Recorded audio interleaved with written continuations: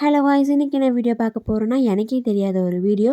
Because இந்த video எப்பயோ எடுத்து எப்பயோ எடிட் பண்ணி வச்சேன். ஆனால் இப்போ தான் வாய்ஸ் ஓவர் கொடுத்து இப்போ தான் போஸ்ட் பண்ணவும் வந்திருக்கேன். அதை பார்க்க நீங்கள் தயாரா? Finally coming to client side. So இந்த கிளைண்ட் என்கிட்ட ரெக்வஸ்ட் பண்ணி கேட்ட ஒரே விஷயம் என்னென்னா, ஸோ 2 பேர் சிஸ்டர்ஸ். அதில் ஒருத்தவங்களுக்கு தான் பியூபர்ட்டி ஃபங்க்ஷன். இவங்க 2 பேருக்குமே சண்டையே வராத மாதிரி மெஹந்தி போடணுன்றது தான் என்னுடைய ஃபஸ்ட்டு குறிக்கோளாக அவங்க சொன்னாங்க.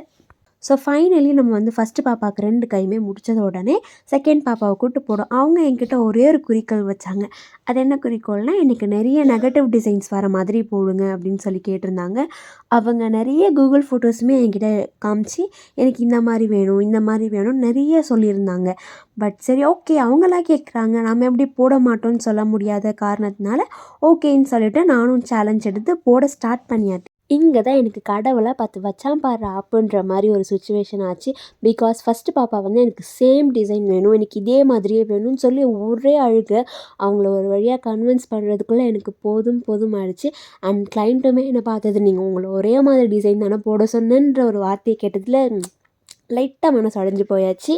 ஆனால் நம்ம பேக் ஹேண்டுக்கு விடுவோமா அப்படின்னு சொல்லிட்டு ரொம்ப நேரம் வெயிட் பண்ணி அவங்களுடைய விஷஸ் எல்லாத்தையுமே கேட்டு 2 பேருக்குமே ஓகே போடுங்க அப்படின்னு சொன்னதுக்கப்புறம் தான் நம்ம வந்து ஒர்க்கே ஸ்டார்ட் பண்ணோம்.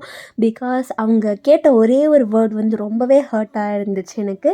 ஸோ பேக் ஹேண்ட் அவங்களுக்கு பிடிச்ச மாதிரியே சூப்பராக போட்டு கொடுத்துட்டு அங்கேருந்து நான் கிளம்பிட்டேன்.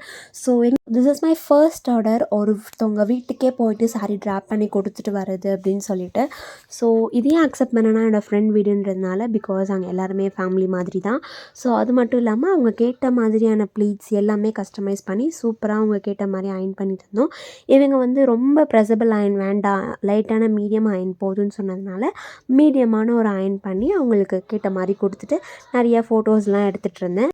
என்ன ஃப்ரெண்ட்ஸ், என்னோடய ஃபேஸை ரிவீல் பண்ணிடலாமா?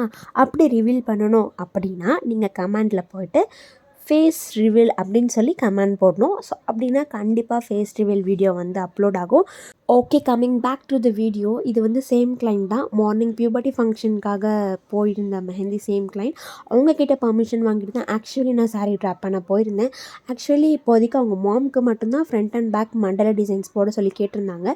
ஸோ அதனால தான் நான் போயிட்டு ட்ராப் பண்ணிவிட்டு வந்து இவங்களுக்கு போட்டு முடிச்சுட்டு கிளம்பிடலான்னு பார்த்தேன்.